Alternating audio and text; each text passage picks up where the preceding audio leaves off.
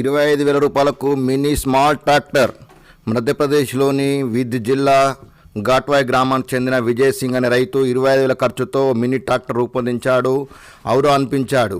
అటు engine, tractor body రూపకల్పన చేసి దానికి 3 చక్రాలు బిగించి మినీ ట్రాక్టర్ను సిద్ధం చేశాడు. దీని సహాయంతో దాదాపు 3 గంటల్లో ఎకరం దున్నవచ్చును. కేవలం 1 లీటర్ డీజిల్ మాత్రమే సరిపోతుందని అతడు చెప్తున్నాడు. దీన్ని గ్యాస్తో పనిచేసేలా కూడా విజయ్ మార్పులు చేశాడు.